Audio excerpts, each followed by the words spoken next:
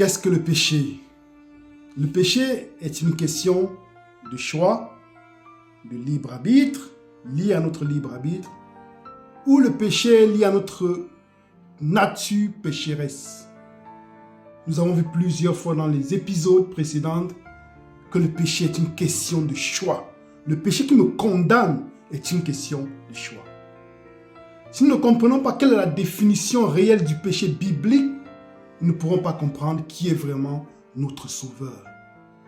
On dit Jésus-Christ est notre sauveur. Oui, Jésus-Christ nous a sauvés. Mais sauvés de quoi? À la croix. Il est venu pour nous sauver d'une mort certaine. Mais il voudrait que nous puissions vivre en homme libre. Nous disons que nous sommes libres. Jésus-Christ nous a libérés. Mais nous vivons comme des esclaves. Esclaves de quoi? Dans Jean chapitre 8, verset 34, Jésus-Christ dit, en vérité, je vous le dis, celui qui pêche est esclave du péché. Mais Jésus-Christ est venu pour nous rendre libres. Pourquoi nous ne sommes pas libres? Déjà parce que nous n'avons pas compris la vraie définition de qu'est-ce que c'est que le péché. Nous voyons dans l'exemple dans la Bible, deux exemples, deux textes dans 1 Jean chapitre 2, ou bien d'abord dans 1 Pierre chapitre 2 verset 21, il est écrit « Et c'est à cela que vous avez été appelés, parce que Christ aussi a souffert pour vous, vous laissant un exemple, afin que vous suiviez ses traces. » Donc il nous a laissé un exemple. Pour quel motif? Afin que nous suivions ses traces. Comment est-ce que nous pourrons suivre les traces de Jésus-Christ si Jésus-Christ n'est pas comme nous? Il nous a laissé un exemple. Dans 1 Jean, chapitre 2, verset 6, il est écrit « Celui qui dit qu'il demeure en lui doit marcher aussi comme il a marché lui-même. » Celui qui dit de demeurer en Jésus-Christ doit marcher comme Jésus-Christ.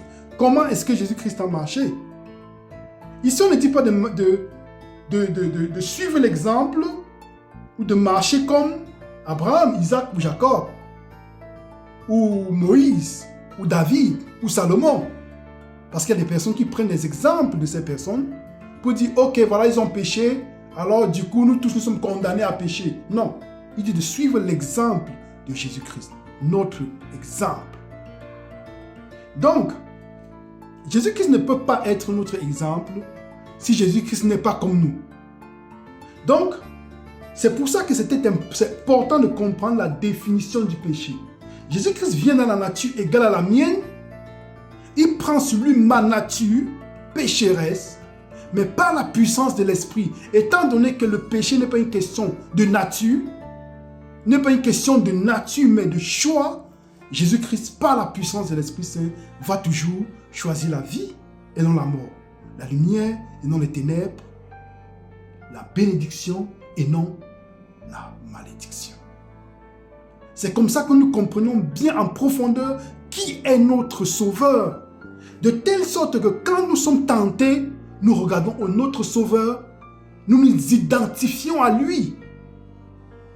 Et nous savons qu'il peut nous secourir et qu'il peut mieux nous comprendre. Ça, c'est pouvoir aimer encore de profondeur notre Sauveur. Et si nous retournons dans 1 Pierre chapitre 2, verset 21, relisons.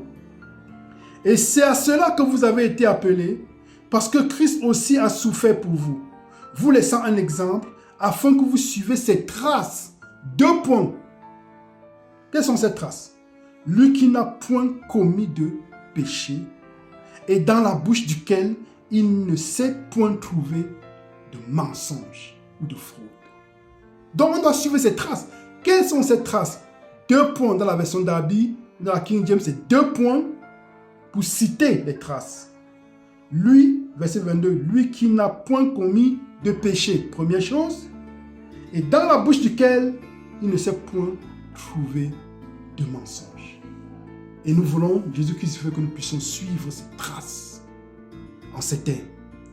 ne point commettre de péché, ne point transgresser la loi, de même qu'il avait demandé à la femme adultère, va et ne pêche plus, de même qu'il a prêché avec Caïn, domine sur lui, sur le péché.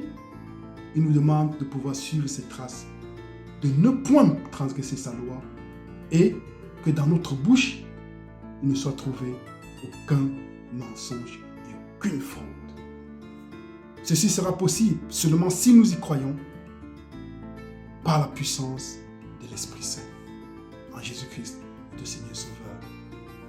Amen.